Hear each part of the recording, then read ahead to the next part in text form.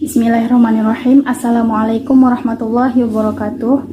Di sini saya sebagai pemateri pertama akan menjelaskan tentang pengertian dan konsep dasar ilmu lughah al-ijtimai atau sosiolinguistik. Baik, yang pertama kita akan membahas tentang pengertian sosiolinguistik. Sosiolinguistik itu merupakan ilmu antardisiplin antara sosiologi dan linguistik. Sosiologi itu sendiri adalah kajian yang objektif dan ilmiah mengenai manusia dalam masyarakat, mengenai lembaga-lembaga dan proses sosial yang ada di dalam masyarakat. Sosiologi itu berusaha untuk mengetahui bagaimana masyarakat itu terjadi, berlangsung, dan tetap ada. Dengan mempelajari lembaga-lembaga sosial dan segala masalah sosial dalam satu masyarakat, akan diketahui cara-cara manusia itu menyesuaikan diri dengan lingkungannya. Bagaimana mereka bersosialisasi dan menempatkan diri dalam tempatnya masing-masing di dalam masyarakat. Lalu linguistik itu adalah bidang ilmu yang mempelajari bahasa atau bidang ilmu yang mengambil bahasa sebagai objek kajiannya. Dengan demikian, secara mudah dapat dikatakan bahwa sosiolinguistik itu adalah bidang ilmu antardisiplin yang mempelajari bahasa dalam kaitannya dengan penggunaannya. Bahasa itu di dalam masyarakat. Sosiolinguistik itu dapat didefinisikan sebagai kajian tentang bahasa dalam hubungan dengan masyarakat. Baik, selain istilah sosiolinguistik itu ada juga digunakan istilah sosiologi bahasa. Dari kedua istilah tersebut ada yang menganggap itu sama, tetapi ada juga menganggap itu berbeda. Ada yang mengatakan digunakannya sosiolinguistik itu karena penelitiannya dimasuki dari bidang linguistik. Sedangkan istilah sosiologi bahasa itu digunakan kalau penelitiannya itu dimasuki dari bidang sosiologi.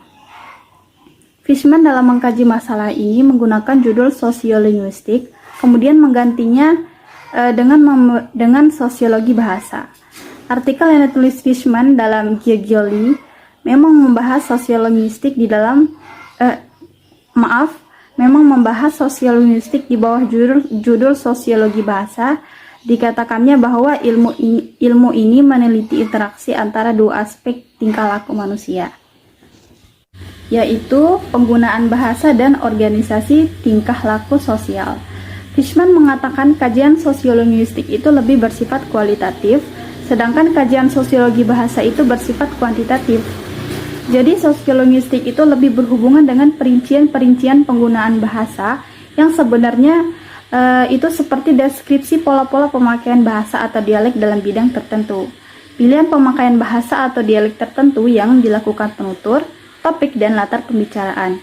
Sedangkan sosiologi bahasa itu lebih berhubungan dengan faktor-faktor sosial yang saling bertimbal balik dengan bahasa atau dialek.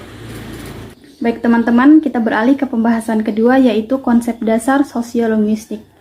Sosiolinguistik itu merupakan studi yang mempelajari pengaruh sosial terhadap bahasa dalam masyarakat. Sosiolinguistik ini berbeda dari sosiologi bahasa yang fokus pada efek bahasa terhadap masyarakat. Sosiolinguistik ini lebih fokus pada efek sosial dalam bahasa.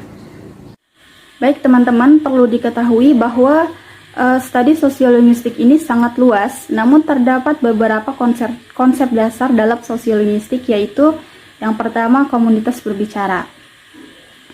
Komunitas berbicara ini merupakan konsep yang mendeskripsikan sebuah kelompok tertentu yang menggunakan bahasa dengan cara yang unik dan diterima dalam komunitas tersebut. Lalu yang kedua yaitu keberagaman reputasi. Bahasa itu bisa dibedakan berdasarkan nilai positif atau negatif, atau reputasi rendah dan tinggi dalam masyarakat. Ada jenis bahasa yang menggambarkan reputasi lebih tinggi dan reputasi lebih rendah. Di Jawa misalnya, bahasa Jawa yang digunakan di kalangan bangsawan Jawa itu menjadi berbeda dari kalangan masyarakat Jawa yang biasa. Selain jenis bahasa, dialek yang digunakan itu berbeda sesuai dengan reputasinya. Lalu yang ketiga yaitu jaringan sosial. Di sini memahami bahasa dalam masyarakat juga itu berarti memahami jaringan sosial tempat bahasa tersebut berkembang. Sebuah jaringan sosial merupakan cara lain untuk mendeskripsikan komunitas berbicara tertentu dalam hubungannya antar individu dalam komunitas. Sebuah jaringan sosial dapat ketat atau longgar tergantung bagaimana anggotanya itu berinteraksi antar satu sama lain. Saat ini jaringan sosial itu bisa juga tercipta melalui internet, mulai dari grup Facebook, Instagram, Twitter, ruang chat seperti WhatsApp, Telegram, Line, dan aplikasi-aplikasi ruang chat lainnya, ataupun layanan Assalamualaikum warahmatullahi wabarakatuh. Saya sebagai pemateri kedua akan menjelaskan tentang hubungan sosiolinguistik, sosiologi, dan linguistik.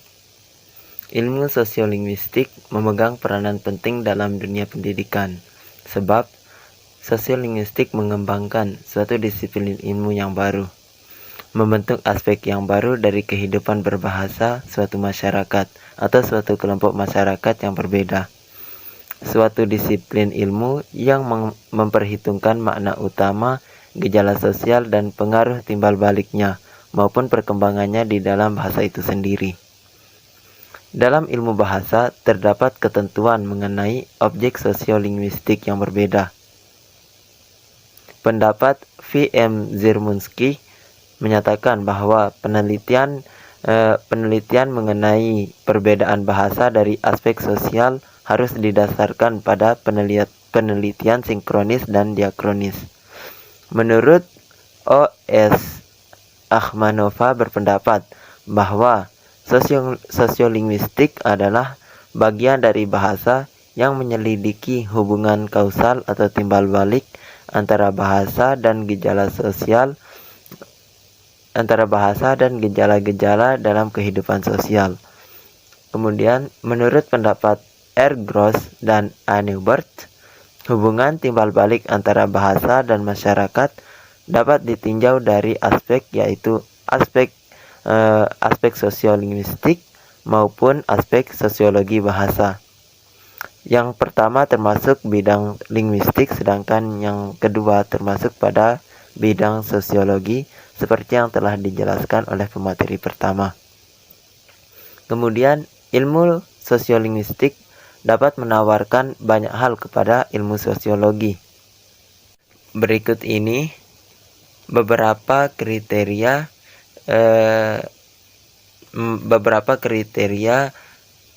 yang memiliki makna yang penting untuk sosiologi. Yang pertama, menurut pandangan Berussel, bahwa bahasa merupakan satu-satunya alat untuk mengenal ilmu pengetahuan. Yang kedua, penilaian yang terlalu tinggi tidak dapat diberikan kepada interpretasi data-data bahasa untuk formulasi dan perkembangan teori sosiolinguistik. Kemudian, data-data sosiolinguistik memegang peranan penting dalam cabang-cabang ilmu sosiologi. Adapun efek timbal balik antara sosiolinguistik dan linguistik sangat banyak dan mendalam. Hal itu dapat dijelaskan oleh dua ciri sosiolinguistik. Yang pertama yaitu oleh pengaruh-pengaruh yang khas dari faktor-faktor sosial terhadap fungsi bahasa secara keseluruhan. Yang kedua, melalui pengaruh faktor sosial yang khas pada struktur bahasa, yaitu tingkatan-tingkatannya dan unsur-unsur dalam struktur bahasa. Unsur-unsur tersebut seperti fonologi, morfologi, tingkat sintaksis, fonem, kata hubungan kata, dan kalimat. Mungkin hanya ini yang dapat saya sampaikan. Kurang lebihnya saya mohon maaf. Wabillahi taufiq wal hidayah. Wassalamualaikum warahmatullahi wabarakatuh. Bismillahirrahmanirrahim. Saya pemateri terakhir yang akan menjelaskan manfaat sosiolinguistik. Setiap bidang ilmu tentu mempunyai kegunaan praktis. Begitu juga dengan sosiolinguistik. Kegunaan sosiolinguistik bagi kehidupan praktis banyak sekali, sebab bahasa sebagai alat komunikasi verbal manusia. Tentunya aturan-aturan tertentu dalam penggunaan sosiolinguistik memberikan pengetahuan bagaimana cara menggunakan bahasa. Tujuan kita mempelajari sosiolinguistik agar kita dapat memahami lebih jauh tentang pemakaian bahasa. Selain untuk menambahkan wawasan kita dalam linguistik, juga dapat menumbuhkan kesadaran berbahasa yang baik. Manfaat dari pengetahuan sosiolinguistik dalam berkomunikasi antara lain: A. Memberikan pedoman kepada kita dalam berkomunikasi dengan menunjukkan ragam bahasa atau gaya bahasa apa yang kita gunakan jika kita berbicara dengan orang tertentu dan di tempat-tempat tertentu pula. B. Pada pengajaran, sosiolinguistik bermanfaat dalam menjelaskan penggunaan bahasa yang sesuai dengan kaidah bahasa dan kaidah sosial. C.